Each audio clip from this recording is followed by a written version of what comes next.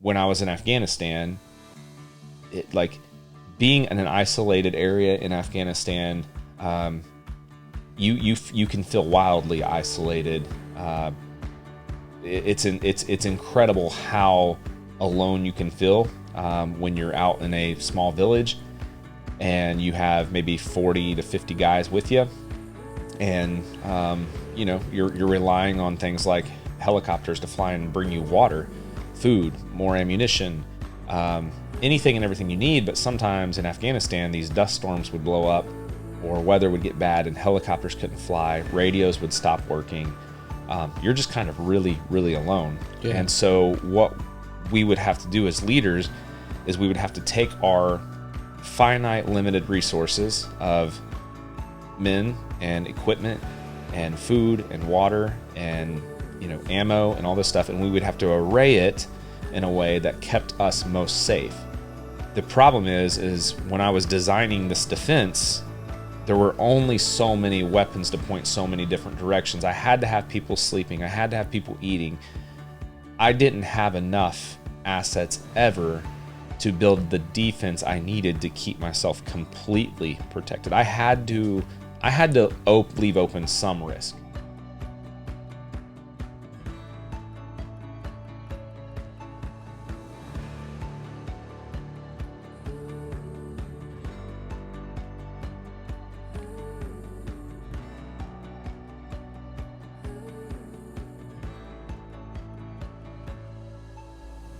It is an honor and a privilege to be here at the podcast this morning.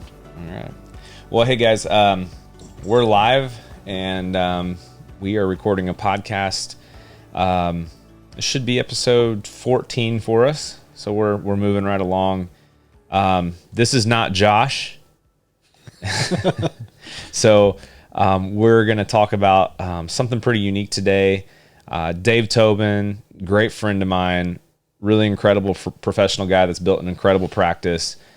He deals in a very niche area of insurance, wildly intelligent in helping business owners really satisfy a lot of problems. They, what would you say beforehand? They have a problem. They don't know how to fix it. I bring a solution. That's as simple as it gets. It's as simple as it gets. Yeah. So that's the end of the podcast. Thanks awesome. for coming in. No, just kidding. All right. So Dave, introduce yourself.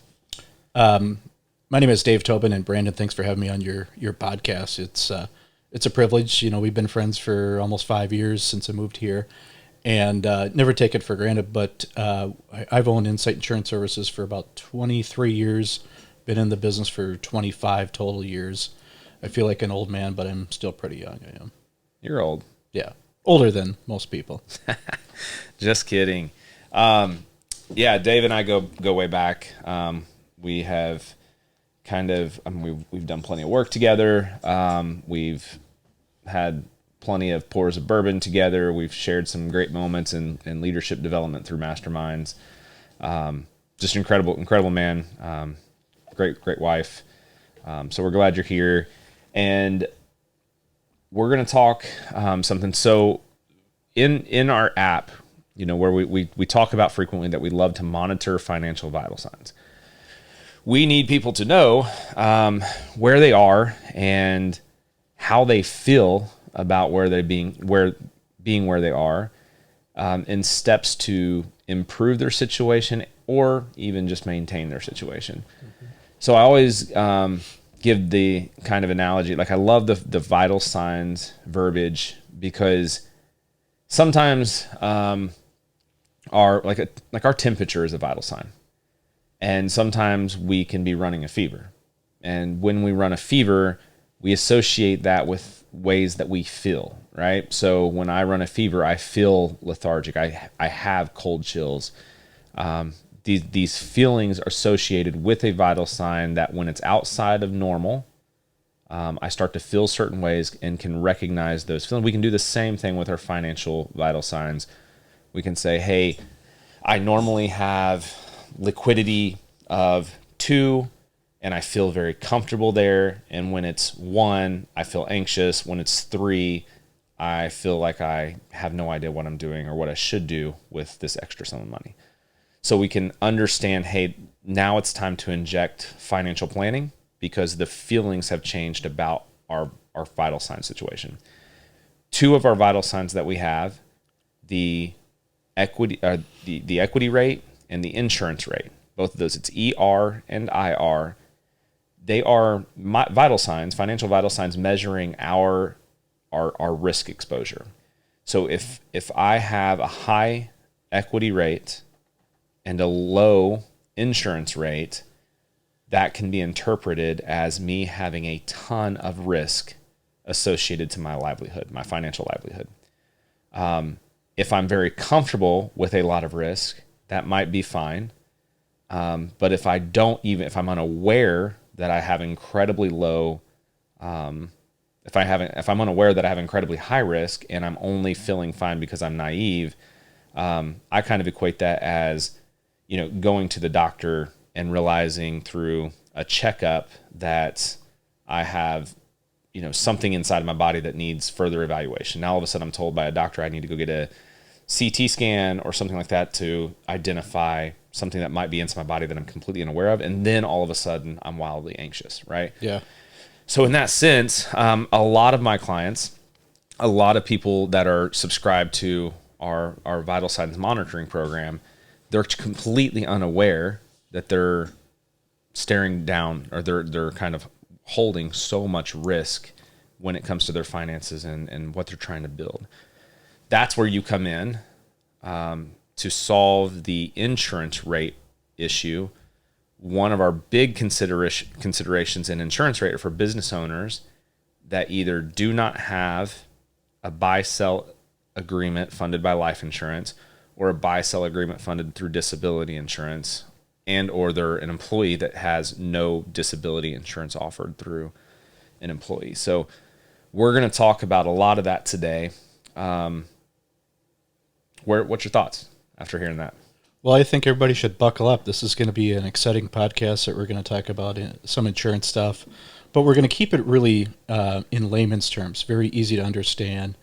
And Brandon, you're right. There's a lot of things in the vital signs in the app is really important because what I think it does, it keeps, you've got I don't want to say an independent, but you've got something there that really, validates what you should have, but you, or the consumer, the business owner at the end of the day, still has the choice. It's another way of really, understanding your risk tolerance. I think one thing to kind of level set that I'm challenged with, even as a business owner, knowing what I know about, financial planning and the right decisions to make for finances, it's even hard sometimes. So I know every business owner out there, is dealing with the same thing. And when we say, understand this, we're going to be talking a lot today about people that have businesses. Some of this will be very specific to them, but this is for everybody, because there is bound to be a time in your life where you consider starting a business. And this is pure gold. If you can understand and know this kind of stuff before you launch a business, before you start that journey, you're going to be worlds ahead of any other business owner out there. So pay attention, learn a lot, because if you don't own a business, you might know somebody that owns a business. And I'll tell you right now, getting a business owner's time is very, very difficult. If Dave comes into a business and tries to meet a business owner to really improve their livelihood and make them safer, that business owner is probably going to have zero time for somebody like Dave, for somebody like me. But if you're a son, a daughter, a mother, a father, a friend, a best friend, sometimes you could say, hey, I heard this podcast. It's worth the time to take a listen. And then you could be improving their life. So definitely encourage everyone to listen. Don't feel excluded on this one if you feel like it's not important for you, because insurance is important for everyone. That's a great point. So one of the things, and it doesn't matter if you're just a solo entrepreneur, we have one person that owns the company, does all the work, or if you're a Fortune 500 company that has, millions of employees, or if a company's worth 5, 10, $1 million, every business has the same issues. It's just different, dollar amounts is where the problems come in. Yeah, and I think that's one of the issues, one of the hard things to deal with is, as a business owner, where does my next dollar go? in our one of our financial vital signs for business owners is business term. So if I am investing my money back into my business, that actually shows up as savings and investing, which is huge because a lot of times, like if you're married, rewind back. How long have you been married for? 15 years. So can you believe it? Yeah, rewind back 15 years. Your business had been going for a little while, but I bet even now you're probably still reinvesting capital into your business every year where you could be taking money, right? Yeah. You're putting money back into it. Otherwise, it would be a draw for you and you could go buy a nice steak dinner for you and your wife. I'm sure there are moments of contention, maybe not for you guys, but it would be kind of an anomaly where the spouse, husband or wife that is not the business owner gets a little frustrated because they see the next thing that you're purchasing or the next thing you're investing to in your business. They're like, hey, how about you stop buying stuff for your company and take me on vacation? Yeah. What's cool about the app for our families with where there is a business owners, they can actually see the profitability, the growth, the net worth growth, the reason that you're reinvesting into your business. So measuring that business term is huge. The problem is sometimes even for myself, it's like, man, I should definitely take a bigger draw this month so I can take my daughter on vacation. Whereas now all of a sudden there's marketing, demand. Like I need to be putting money into marketing. I got to keep expanding and growing my technology footprint. I have to keep engaging in clients. I have to keep providing opportunities for clients to come together to build this community. I have to keep a lot of things going in this business that all require time and money. And then all of a sudden you're saying, oh, by the way, hey, you should think about insurance as well. Yeah. And it's like, man, everybody wants my money. One thing, and I'm going to get your feedback in a second, but one story that I frequently tell when it comes to insurance, when I was in Afghanistan, it like being in an isolated area in Afghanistan, you can feel wildly isolated. It's incredible how alone you can feel when you're out in a small village and you have maybe 40 to 50 guys with you, and you're relying on things like helicopters to fly and bring you water, food, more ammunition, anything and everything you need. But sometimes in Afghanistan, these dust storms would blow up or weather would get bad and helicopters couldn't fly, radios would stop working. You're just kind of really, really alone. Yeah. And so what we would have to do as leaders is we would have to take our finite, limited resources of men and equipment and food and water and ammo and all this stuff, and we would have to array it in a way that kept us most safe. The problem is when I was designing this defense, there were only so many weapons to point so many different directions. I had to have people sleeping. I had to have people eating. I didn't have enough assets ever to build the defense I needed to keep myself completely protected. I had to leave open some risk, right?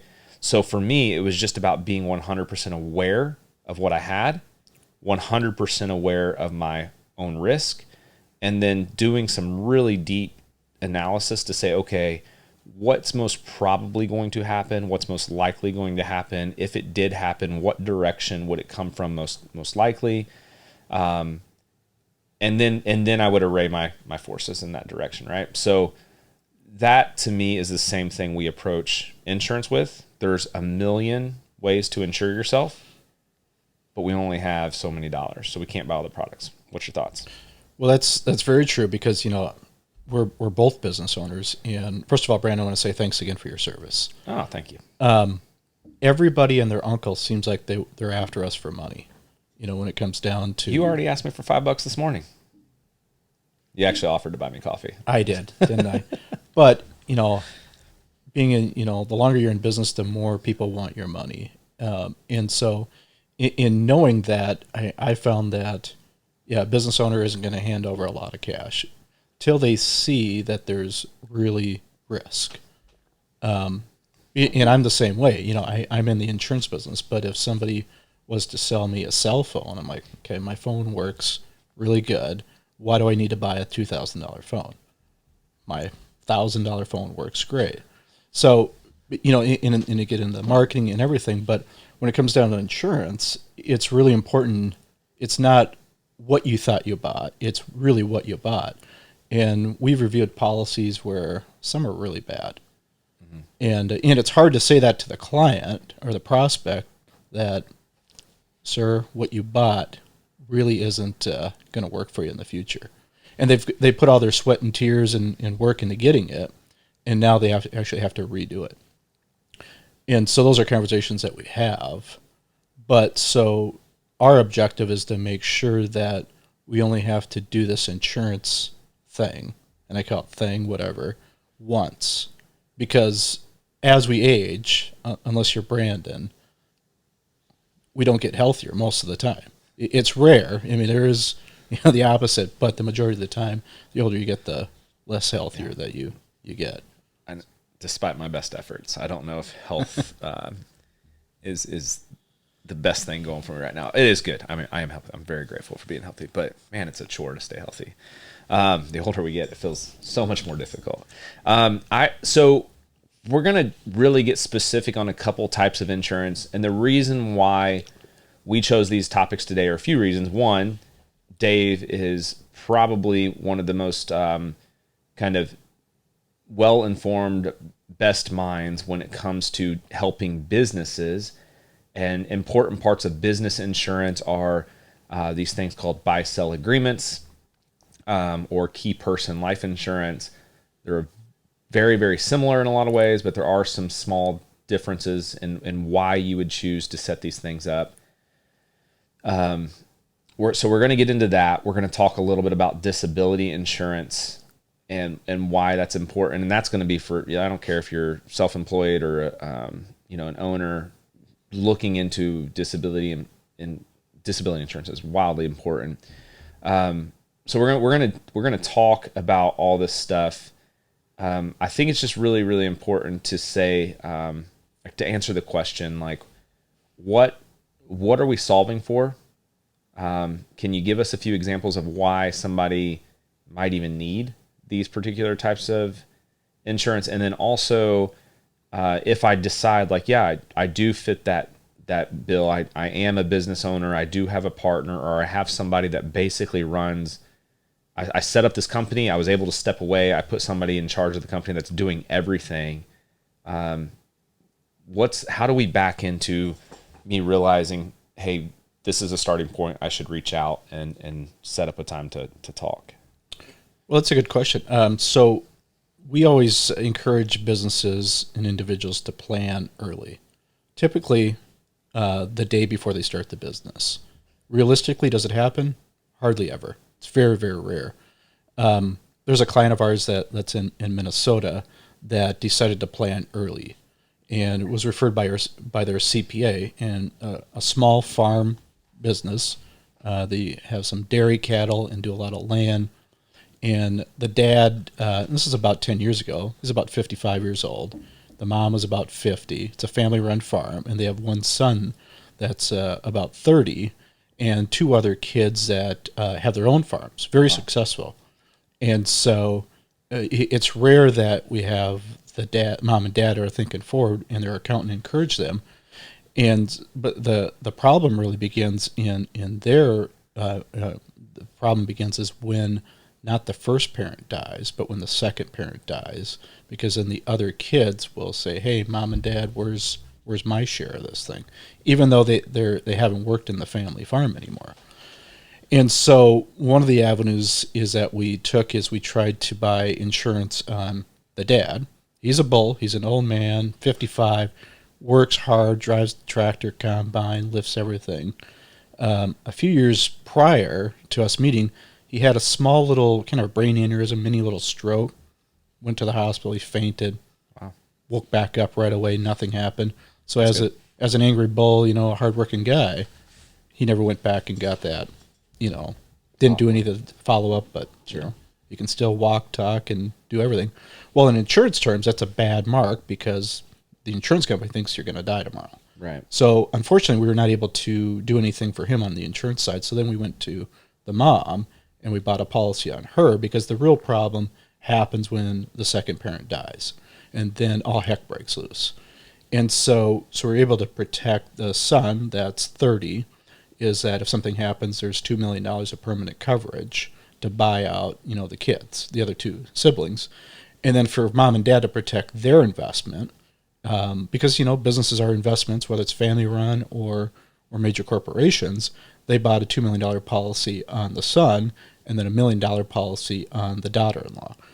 And that protects, so that'll give that company or that farm the next generation to pass down, versus without anything. And if tragic things happen, unfortunately, the farm will probably have to be sold. So let's try to simplify like the for somebody that's like, I don't even know what a buy-sell agreement is. When we build a business, Josh and I started Harpeth Wealth Partners. When Josh and I started Harpeth Wealth Partners, we said that we were going to be 50-50 owners. So each of us owned 50% of the company. The thing is when you're self-employed and you're building something like this, there is at some point, hopefully, a moment where you start to see this incredible value, right? So we've created a business. We have a client base. We have the office that we're in. We have all this equipment. We have, our technology. We have our processes. We have so much stuff going for us that if Josh and I decided to try to sell this business one day, we would both get a profit and we would split that profit between us 50-50. Okay. Mm-hmm. So that is the partnership that we're in. In that case, if we've built something, let's say Harpeth Wealth Partners is currently worth $1 million. Like I could sell it tomorrow for $1 million. Josh has, because this is such a, this is a business, it is a legal thing. Josh has a beneficiary for his half of this business. I have a beneficiary for my half of this business. So if tomorrow, something happened to me, let's not wish this on Josh. If tomorrow something happened to me and I died, then all of a sudden my daughter, who is my beneficiary, would inherit my 50% of this company. Now, for sake of all my clients listening, I do not want my 14-year-old girl taking over and managing your guys' money in this company. So in that sense, because we don't need, my daughter would have rights to 50% of this company, but instead of her actually just getting 50% of this company and become an equal owner and telling Josh, hey, we need to steer in the direction of, whatever anime show she's watching at the time, what Josh would do is we have this buy-sell agreement that we have is attached to life insurance. So in this case, this $1 million company, if something happens to me, Josh would get my death benefit of $500,000 and he would buy 50% of the company from my daughter, Ellie. So then she would get the $500,000 and he would then be 100% owner of the company. Right. So that's kind of the steps. It's a very simple, easy, laid out way to understand what a buy-sell agreement is. It boils down to the partnership, the value of the company, and just making sure. On the flip side, and Corey, if you're listening, I love Josh's wife, but I would much rather her have a cash value where she could go on to her passions and her own endeavors rather than feeling like she had to be here and work every day in this office because she's 50% owner. I would rather just let her say, hey, here's this chunk of money from what Josh had built, so she could have that benefit and not have to run a company that she has no passion in per se as far as financial planning goes, right? She's an incredible artist. She could take that money and do something incredible that feeds her passion. So super, super important. You don't want to, I would not want to be in a situation where something happened to me, my daughter now owns 50% of this company, and Josh is all of a sudden having to call banks or sell things in order to raise enough money to buy my daughter out. Plus, it's really important that my daughter, my beneficiary, whoever it might be, gets some sort of benefit from all the hard work that I've done in my lifetime. I want her to have that. So that's right. That's how buy sells work. Yeah. That's the whole point of them. So typically what the problem is most companies, if you've ever run a business, do not have they don't have their net worth sitting in cash. Yeah, right? Very few companies have. Hardly ever. Yeah. I mean, healthy companies might have 20% of their net worth sitting in cash, maybe not even that much. So in that sense, again, if something happened tomorrow, what am I going to do? Am I going to sell off, a store, a franchise, or whatever the case may be? Am I going to start to have to lose revenue down the road in order to make things right with my partner's beneficiary?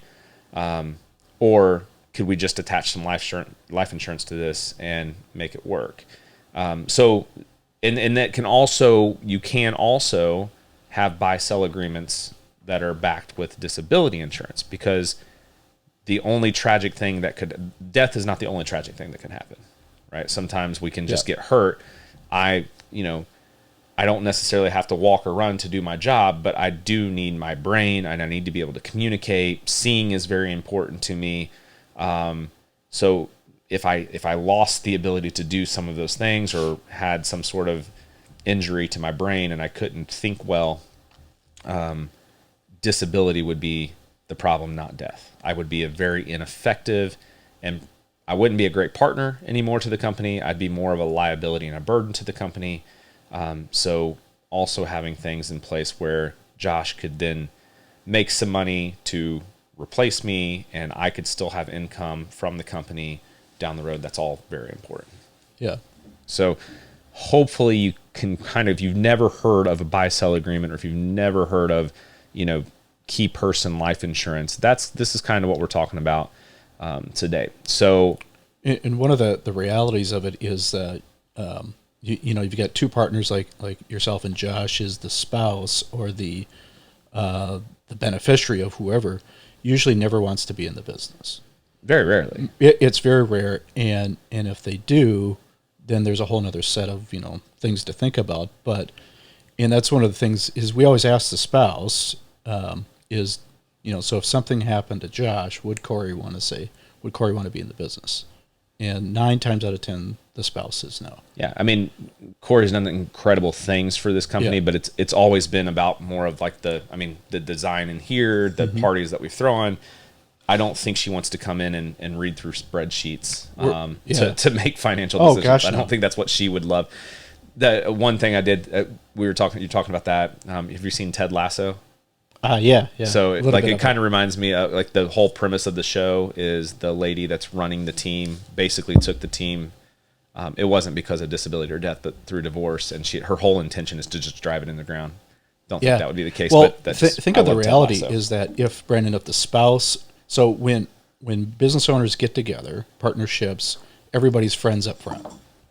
Oh yeah, including spouses at the Christmas party, the whatever parties, everybody is friends, but once, one of those triggers happen, death, disability, divorce, one person wants to get out of the business, the gloves come off, unfortunately. Yeah. And it's really sad, and it's important to have these agreements set up when everybody's in love. I was just talking to a client last night, and they're thinking about launching a business and talking about some steps to take and some things to consider.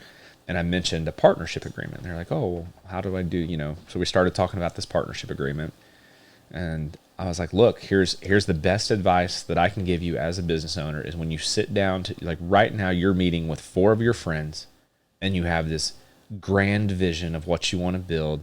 And there's a lot of like endorphins flying. Things feel really good. You can't fail. Like everybody's on the same page. You guys all decided the same business name at the same time. It's serendipity, right? Yeah. I was like, when you sit down to do your partnership agreement, I was like, you have to find a way to be really angry at each other. If only you're just playing, if you just role play, sit down and just all decide for the next 30 minutes, we're going to hate each other, and write the partnership agreement with that kind of frame of mind for a little bit. Then you guys can like take that, pretend mask off and go back to work. But yeah, I think there's a lot of consideration. You're exactly right. When you know, you get into a tough spot, it turns into business. And when you make friendship 100% business, people's feelings get hurt. And then there's this like, well, if you're going to make it business and not consider me and not be empathetic, then I'm going to make it business and not consider you. And then that's all of a sudden, it's a fighting contest, and it's a bloodbath. It and hurts. The attorneys get involved, and then so that those nobody gets partnerships are anything. very, very important. Partnership agreements. And again, when you start to decide who owns how much, you got to ask yourself, what's the company worth? And that's going to be kind of my next question. Is like, what's the process? So if I'm a business, I'm like Harpeth Wealth, you come in here and you like, does everybody typically know how much their business is worth? What's the process there when you meet with them? Well, that's a great question. Everybody thinks their business is worth more than what it's really worth. Of course. Like I think my business is worth more, but the proper way of doing it is to get a business valuation by an outside expert. Okay. Now, is that realistic for every small business owner? Absolutely not. So then we always recommend is, so if you're in a service business where you have reoccurring revenue, and let's say it's maybe $1 million a year, what are the multiples that other, similar companies have gotten from, competitors? Mm-hmm. So you can use that. But where the problem really begins is, what you have in your operating agreement, your buy-sell, your partnership agreement, whatever agreement it is. If it says it's worth $2.5 million or $2 million, how did you value that? Because up front you could say it's worth $2 million, but upon death or disability, the spouse or the widow or whoever would say, no, I think it's worth $5 million. And then, if you have no basis of how you made the value, then you get into again, nobody's friends, the gloves come off. And also you got to think about is if the IRS says, no, I think your business is worth $5 million, but you only did it as $2 million. So you have to have some sort of a legal document that says, here's how you came with the multiples. But the majority of the time is the business owner, what they think the business is worth is really not what it's worth. That's interesting. And so what if there's just like, sorry, that's the ice machine's dumping ice. If you hear that, we'll get through that. So you come to me and I decide, hey, we're going to use kind of this industry standard. People are buying and selling financial practices all the time. So we can kind of call a couple people and say, hey, like there's also big organizations that will buy up and, hey, what are you buying your practices for currently? What's the going market rate? Oh, it's about 2 times trailing revenue, this or that. Like, okay, so my business is probably worth, whatever. So let's say Harpeth Wealth is worth $1 million. Yeah. And now all of a sudden, so we're gonna like, again, Josh and I 50-50, the 2 life insurance policies should add up to be that $1 million, right? So Josh is going to own a life insurance policy on me, and then I'm going to own a life insurance policy on Josh, or Harpeth Wealth Partners could buy a life insurance policy on each one of us. There's some different things there. We'll get to that in a second, but both of those policies should add up to $1 million, theoretically. Yeah, well, right? The max that the insurance companies will give you is, so like in your example, if it's $1 million valuation, the max is $500,000 on each person. So if you want to get $1 million, they won't issue it. Right, so it'd be $500,000. So we have 2 policies now. So again, if the business is worth $1 million, Josh owns a life insurance policy on me for benefit of him, and all of a sudden something happens to me tomorrow. He would get $500,000, and he would be able to give that to my daughter to buy 50%, her 50% share of the company.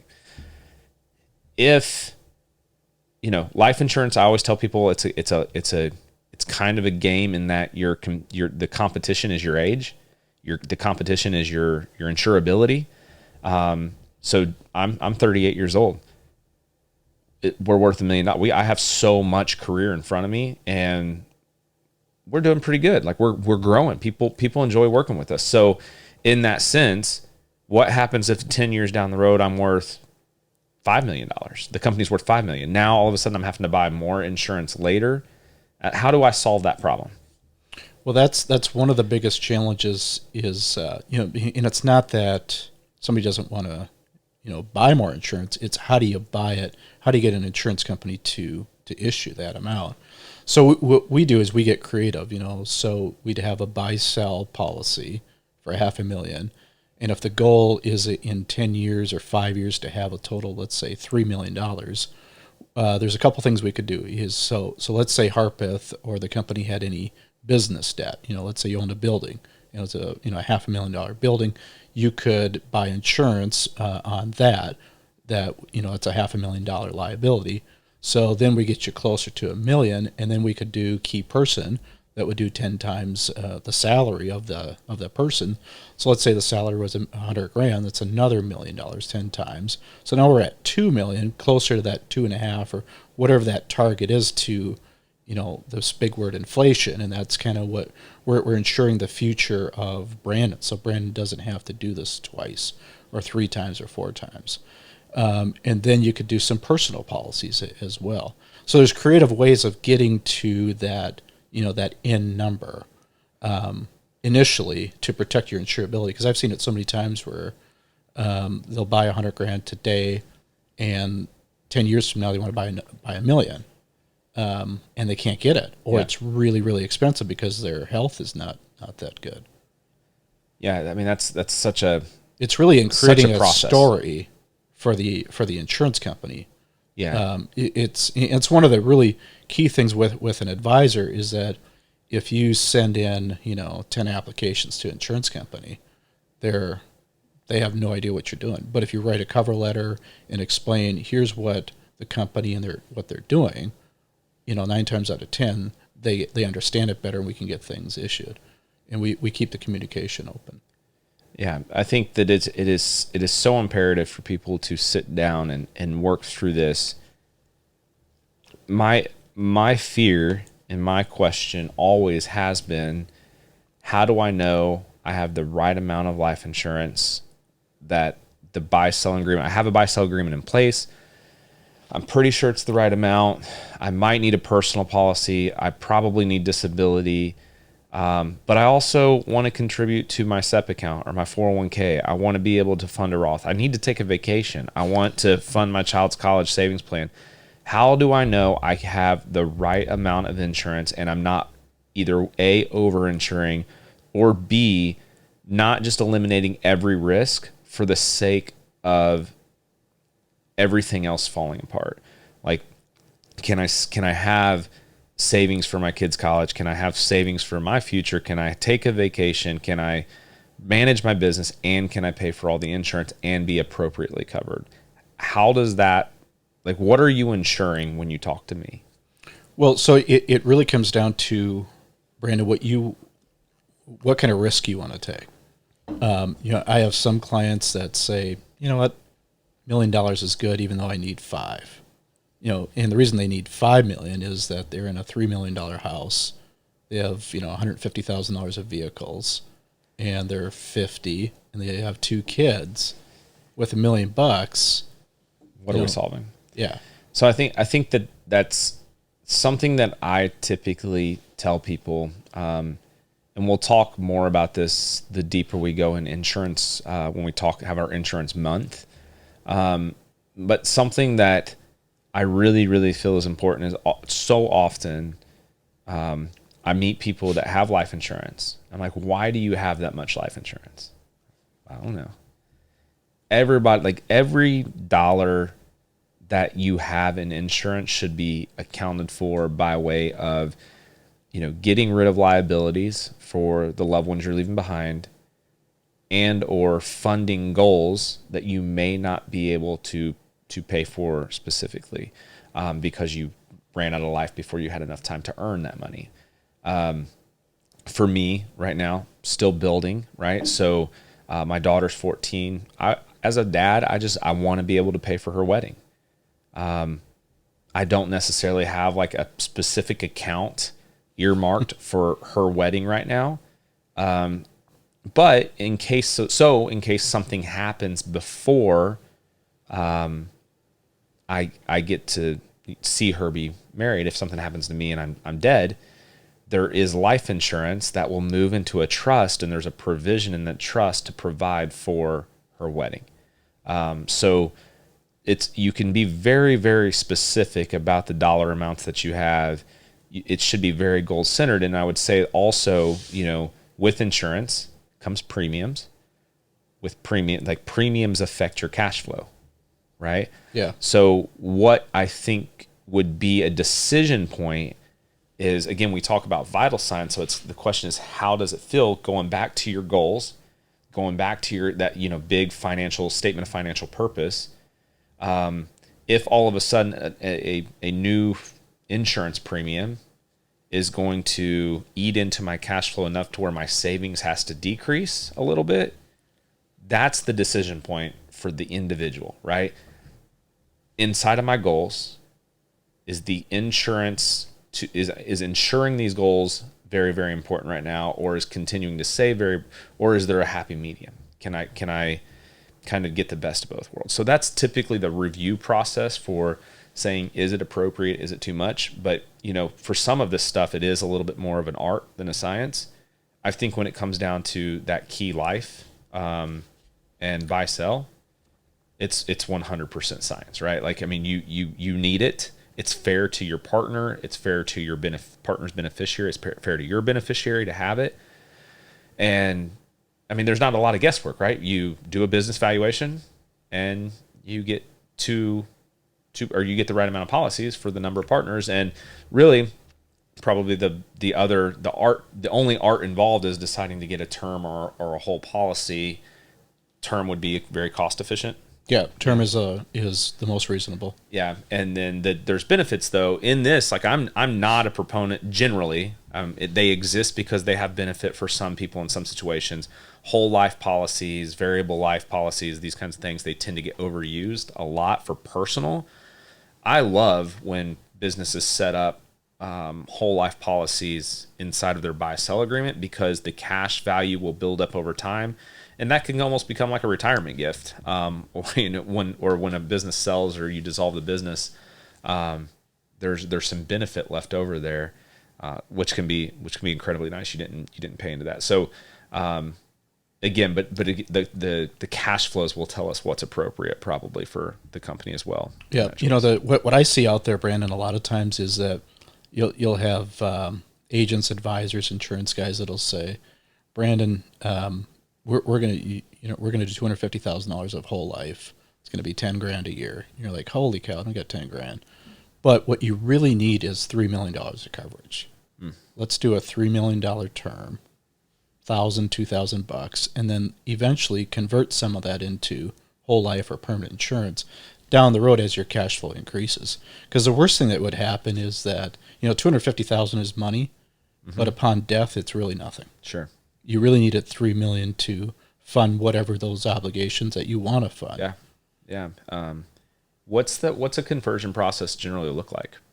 It depends on the insurance company. Now, some insurance companies, there is no conversion, and they play a specific role. And then some you can convert up to age 70, 75 with no insurability. So let's say you're 30 today and you buy a 30-year term and it's $1,000 a year and it's $1 million policy. And then in 15 years, you're like, gosh, I want to convert some of it, but I'm not healthy. You can convert, 250, 500 to the full $1 million with no medical questions, and that will last as long as you live. So if you're 80, 90, 100 years old when you die, that'll be there. Boom. Problem solved. Yeah. Look at Dave. Just over here solving the world's problems. I'm trying. A couple. So I just, for some of you guys listening, you might already have buy-sell agreements and you might already have disability insurance. So I want to talk just a couple minutes. I want to mention a couple things that are kind of like a little bit deeper level than the 10,000 foot view we're used to hearing, because this is wildly important. I see it all the time when I review policies, and client will come in and they're like so excited and so proud of themselves, like, I have disability insurance, I found this great rate, people were quoting me, $10,000, blah blah blah, whatever, and this guy got it to me for $4,000, and I'm, they're really wildly proud. On the disability side, one thing, if you're not sure, you need to get sure, is the difference between own occupation and any occupation coverage. That clause that's in there. What's your thoughts? Well, let's level set for just a second. So, when people look at insurance, they always buy home and auto because they have to. Yep. And then if they work for a company, they will typically have medical insurance, or they buy it on Probably 50,000 of life. Yep. Yeah. But then the next benefit that they always buy is dental or vision insurance. They don't buy disability. Sure. And so if we start thinking about why disability, why it's really important, if you lose your teeth, it's okay, but if you lose your income, it's not okay. Right. Because if you have no income, you can't pay for your teeth. And where I'm going with this is that if you lose your ability to earn an income, everything else is unraveled. Mm-hmm. And so then once you have disability, when somebody says, boy, I got a great deal on it, I'm scared for that person right away, because disability is not about getting the cheapest premium. Disability is really about buying a policy that's going to pay out when you need it at what you thought. The worst thing you can do is to have the policy underwritten upon claim. We'd rather underwrite that up front. So in your question, Brandon, about the owner occupation. Yep. Or own occupation. Yep. So most disability contracts, and the definitions are really, really important. Mm-hmm. So, for example, one of the other important definitions is, let's say my policy is it reimburses 60% of my earnings up to $5,000 a month. So if I earn $5,000 a month, I'd get $3,000 a month, and then it would say, okay, it's going to be a 2-year, a 5-year, or a 10-year, or an age 67 ONOC. Own occupation. Yep, own occupation. Sorry, all this technical junk. I tell myself not to do it. But so as long as I'm an insurance guy, and as long as I can just do insurance for 2 years, it'll pay $3,000 a month out to me. But after that 2-year own occupation clause, and it's a clause, any contract that has a clause is something you should look at. It could say that, okay, Mr. Tobin, you need to go out and become a greeter at Walmart. You can be. You can be something. Yeah. So maybe I'll earn $1,000 at Walmart. So your now your disability is paying you $3,000 a month for 2 years. The clause says, hey, time to go get some job if you can do any job. Yep.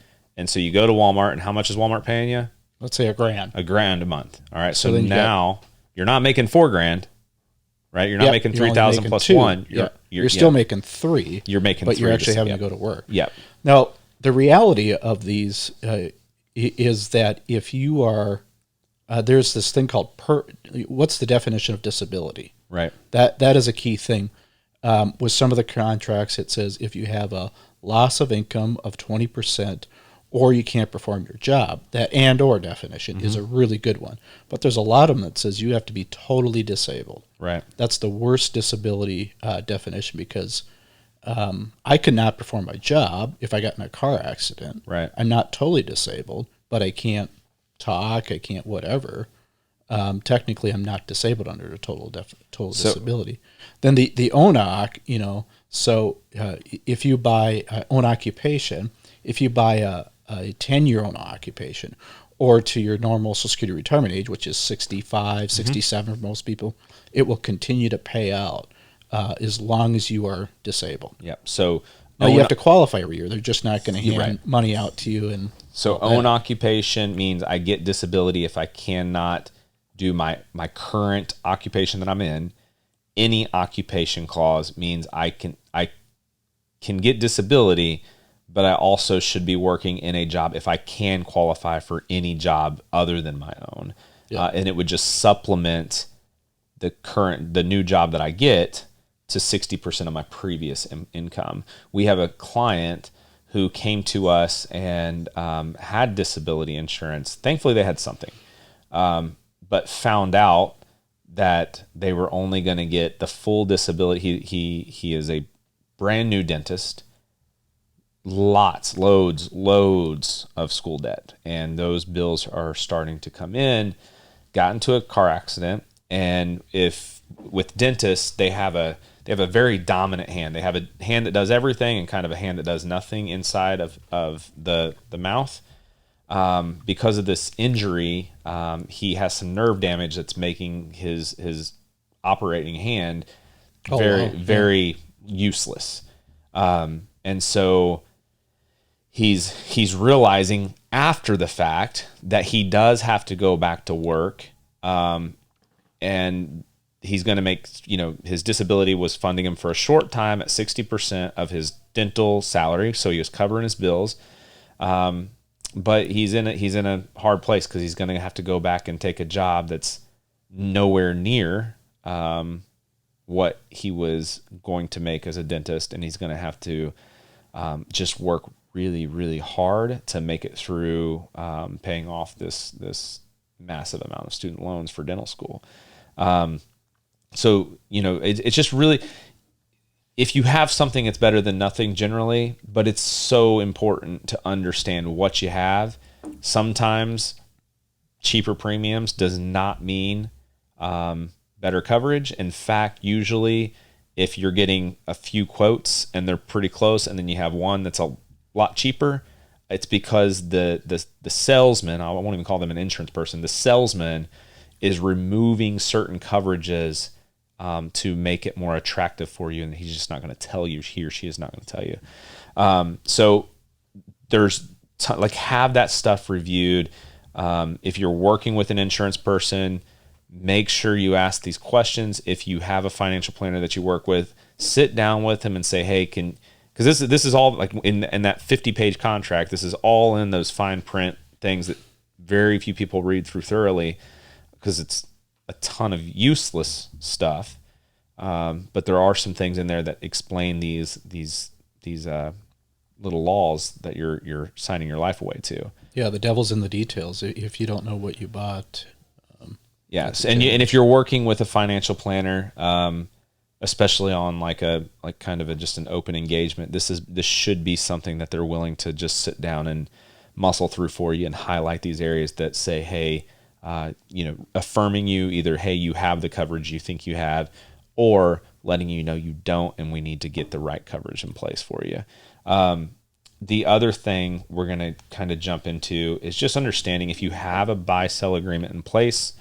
You can do buy-sell agreements with life insurance, term or whole, and you can do buy-sell agreements with disability insurance, and you can do both. And then also in that space, you can have your business. So in this case, I could have Harpeth Wealth buy and pay for the policies, one policy for me and one policy for Josh. Whereas if something happens to me, Harpeth Wealth gets, the $500,000 death benefit and then buys the ownership from my daughter.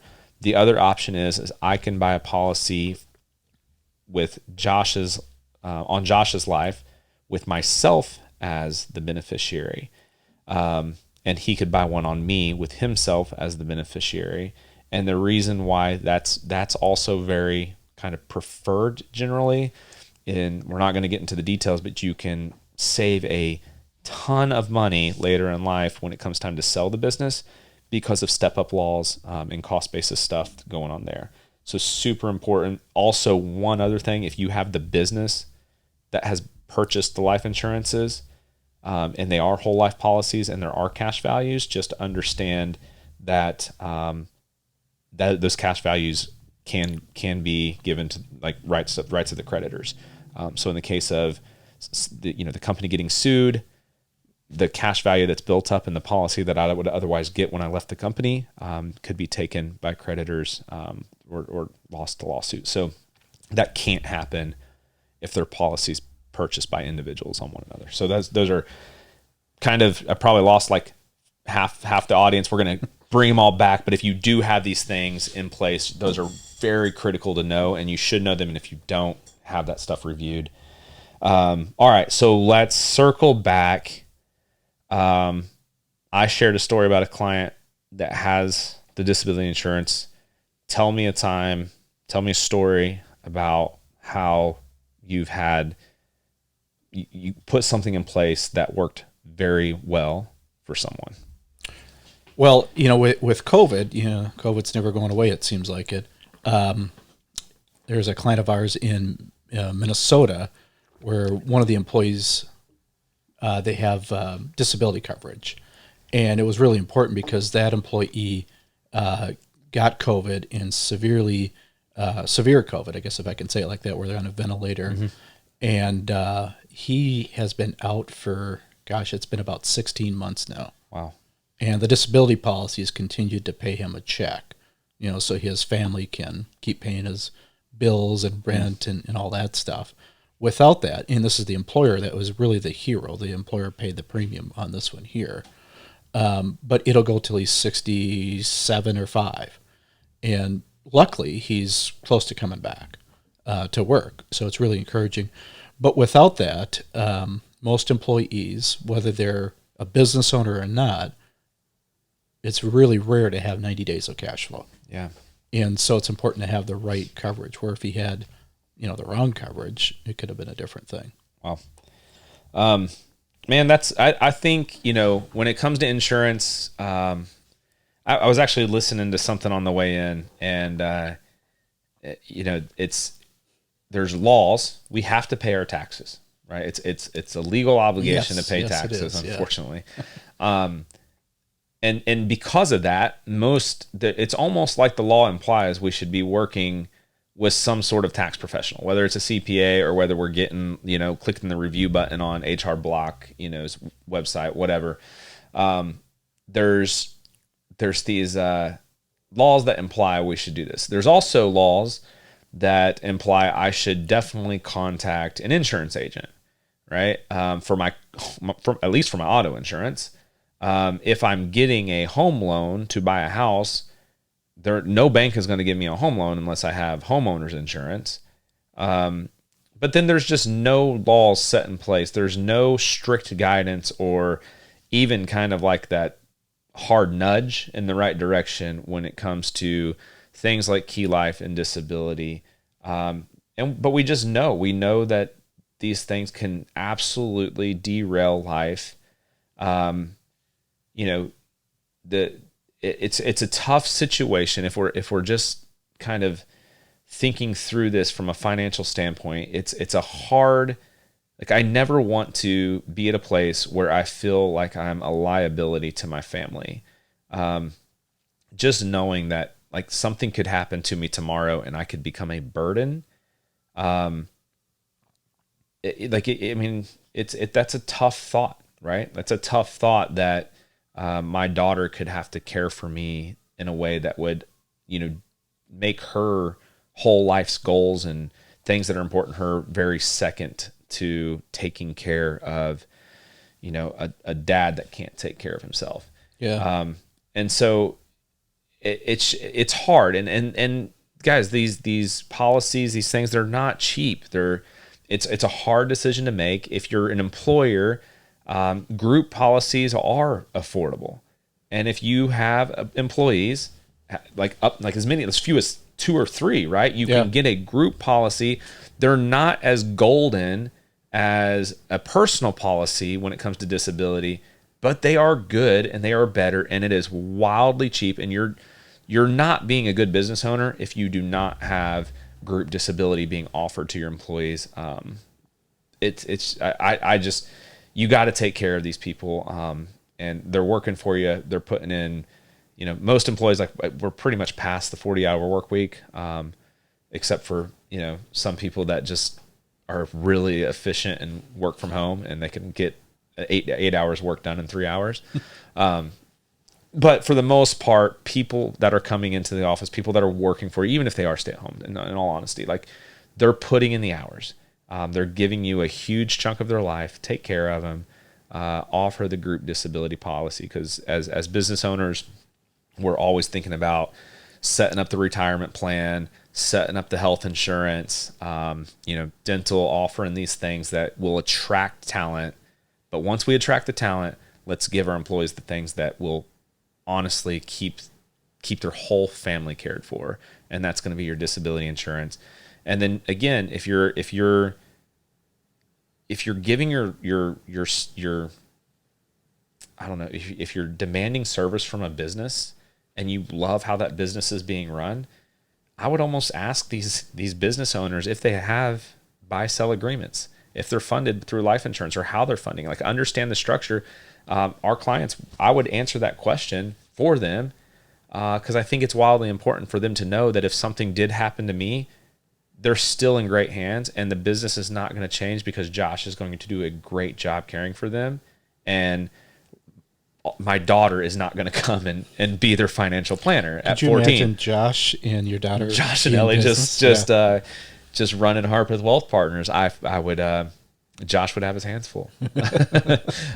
So we don't want that. So if you love who you're working with or working for, these are important questions to ask. And it could boil all the way down to kind of having, again, same thing, the buy-sell disability agreements too. So, guys, we're pushing an hour. Dave, final thoughts?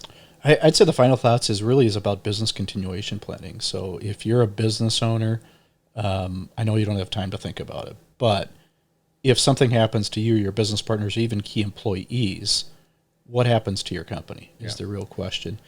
And it's not just your company, but it's your employees. We've seen it too many times, Brandon, where there isn't, proper coverage to, fund the buyout, the buy-sell agreement or operating agreement. An operating agreement is a worthless piece of paper unless there's money to back it up. You can't get any money out of something that isn't there, and then the company ends up being sold at a fire sale, and nobody gets anything at the end of the day. Yeah, and just let's clarify too, because I know, like you said, business owners don't have time to think about this. That's a myth. If you're a business owner, you have time to think about the things that could make your company stronger or derail your company. That's all you should be thinking about every day, every evening, every night. Dave, if I needed Dave, I know he's going to answer the phone after business hours. And if I really, really pushed, I would be able to set a late evening appointment or maybe even a Saturday morning appointment. Like, people will work around your schedule. Don't make the excuse. Don't think you don't have time. A great time where you probably have more than enough time is, to your point, before you launch the business, while you're writing the operating agreement. Josh and I, before we launched this, spent like a few weeks just thinking about our name. And guess what? That would have been a great time for us to be like, oh, by the way, we should think about some sort of buy-sell agreement here. We just didn't know to ask that. So think about it. If you already are in a position, take time, probably once a year, to review that. If you're not working with somebody on that, work with somebody personal, local to you. Dave's here in town in Franklin, and he's a great person to call on. But there's a lot of people out there that could also help you. I just say, get in front of somebody, get with someone that you trust, that you can lean on. And if you are thinking about a business, now you know. Now there's no excuse. You've listened to this podcast. You put a 1 hour and 1 minute of your life into learning more about this. You're smarter. You're better now. Take the time to sit down and talk to somebody about it and figure out how to incorporate this into your practice, business. My final thoughts are, it's getting so close to fall. I'm so excited. Football. I watched a preseason game last night. Woke up really early this morning, and just went for a really long walk, and it was kind of brisk out. It's getting chilly. Got to watch the sunrise. Kind of a fallish sky. I'm stoked. Feel good. Celebrate the wins, and we'll talk to you soon. Thanks. Thanks for having me, Brandon. Yeah. We hope you learned from our conversation today. It is important to us that you know this is for educational purposes and not intended to be considered specific advice for any individual listener. If something we discussed is relevant to you and you have questions of how it might be applicable to your specific situation, please reach out to your financial professional. Of course, we are happy to have further conversations with you regarding specific questions or applications to your individual financial situation. With that, here are a few disclosures. Securities offered through LPL Financial, member FINRA, SIPC. Investment advice offered through Private Advisor Group, a registered investment advisor. Private Advisor Group and Harpeth Wealth Partners are separate entities from LPL Financial. The opinions voiced in this material are for general information only and are not intended to provide specific advice or recommendations for any individual. To determine which strategies or investments may be suitable for you, consult the appropriate qualified professional prior to making a decision. All performance referenced is historical and is no guarantee of future results. All indices are unmanaged and may not be invested into directly.